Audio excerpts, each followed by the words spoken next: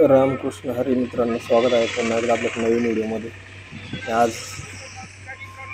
पंढरीची वारी चालू झालेली.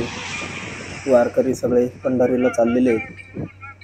विठुरायाच्या नामघोषामध्ये ही वारकरी निघालेले आहेत पंढरीच्या दिशेने. हे पहा, सकाळपासून पाऊस चालू आहे, पण कोणी आजूबाजूला थांबत नाही. पावसात सुद्धा ही वाट पुढे चालत चाललेले आहेत. विठुरायाच्या नामघोषात कशाच काही वाटत नाही. पाऊस नाही, ऊन नाही, चालतच राहतात.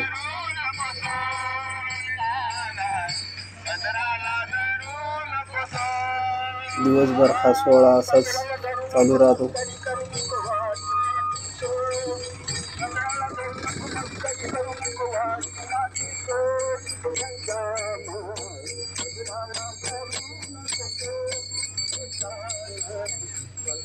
विठुरायाच्या नाम घोषामध्ये त्यांना कशाचाही भान नाही राहत. आता दुपारून पाऊस उघडला. दिंड्या मागून दिंड्या आज चालूच आहे. दिवसभर आज दिंड्या चालणारच आहे. कारण कमीत कमी 18 ते 20 दिवस लागतात पंढरपूरला पोहोचायला या दिंड्यांना. आणि दिंडीमध्ये सकाळी काकड आरतीपासून जी सुरुवात होती, संध्याकाळच्या विठ्ठलाच्या आरतीपर्यंत दिवसभर अभंग, गवळणी, हरिपाठ अनेक अशा गोष्टी चालू राहतात. ह्या नामघोषामध्ये हे वारकरी दिवसाचं 20-25 किलोमीटर अंतर कधी पार करतात त्यांना कळत पण नाही. आणि सगळे शिस्तबद्ध असतात. सगळे रथाच्या पाठीमागं सगळे संगत चालतात. कोणी कुठे असं मागं पुढं चालत नाही. आणि महाराष्ट्रामध्ये सगळ्यात मोठ्या 2 पालख्या निघतात. सगळ्यात मोठी जी पालखी राहते ती ज्ञानेश्वर महाराजांची राहते. ज्ञानेश्वर महाराजांच्या पालखीत 1-1.25 लाख भाविक असते एका टायमाला. त्याच्यानंतर जी पालखी निघते ती राहते आपली तुकाराम महाराजांची. तिच्यातसुद्धा भरपूर भाविक राहतात. आणि आमच्या त्र्यंबकेश्वरवरून पण पालखी निघते निवृत्तीनाथांची.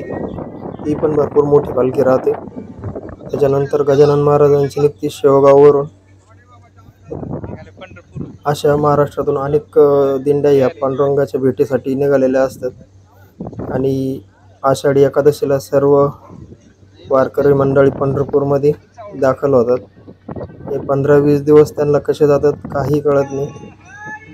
आणि मी पण बरेच वर्ष पंढरीची वारी केलेली आहे, त्याच्यामुळं मला भरपूर अनुभव आहे वारीचा. आणि तुम्ही एकदा जर वारीला गेले ना, तुम्हाला पुढच्या वर्षी कधी आषाढी एकादशी येते असं होतं. कारण हा वारीचा जो उत्साह आहे हा एक अनोखा, म्हणजे मी सांगू शकत नाही शब्दात. मला आता सांगताना सुद्धा असं वेगळं होतं. आता काय कामामुळं जास्त वेळ नाही भेटत. नाही तर मी वारी कधी चुकवत नव्हतो. वारीला जायचो. आता कामाचं जास्त लोड असल्यामुळं शक्य होत नाही 15 दिवस वारीला जायला. पण तुमच्याकडे जर वेळ असेल ना, नक्की तुम्ही पंढरीची वारी एकदा तरी करा. तुम्हाला तो अनुभव घेता येईल. वारीमध्ये बरेचसे असे नियम राहतात. तुम्ही जर तुकाराम महाराजांचे किंवा ज्ञानेश्वर महाराजांच्या पालखीत कधी गेलेला असाल, माझा व्हिडिओ पाहत असेल तर तुम्हाला अनुभव आहे की वारीमध्ये किती शिस्तबद्ध काम राहतं. आणि ज्या पालख्या रथाच्या पाठीमागं चालताना त्यांना एक नंबर दिलेला असतो. प्रत्येक गावाचा एक नंबर राहतो आणि त्याच नंबरप्रमाणे या पालख्या रथाच्या पाठीमागं चालत असतात. त्यांचं टायमिंग सगळं ठरलेलं राहतं. जेवणाचं, चहाचं, नाश्त्याचं सगळं टायमिंग ठरलेलं राहतं. त्याच टायमिंगला सगळ्या चहा, नाश्ता, जेवण काय आहे ते सगळं एकाच टायमाला होतं. एवढं सगळं भाविक राहतं. पण एक विशेष गोष्ट आहे पांडुरंगाची पण, म्हणजे हे आहे की एवढं भाविक राहतं, 1-1.25 लाख भाविक राहतं वन टाईम तुकाराम महाराजांच्या पालखीत. पण एकही माणूस उपाशी राहत नाही. जेवढं पब्लिक आहे तेवढं सगळं चहा, नाश्ता, जेवण सगळं दिवसभर करूनच पुढं चालत राहतात विठ्ठल नामाच्या नामघोषामध्ये. तुम्ही पहा, आता एवढं ऊन पडलेलं आहे जास्त, पण पहा त्यांच्या चेहऱ्यावर जो आनंद आहे. विठू माऊलीचं जे नाव आहे त्या नामघोषामध्ये त्यांना कशाचंही काही वाटत नाही आहे.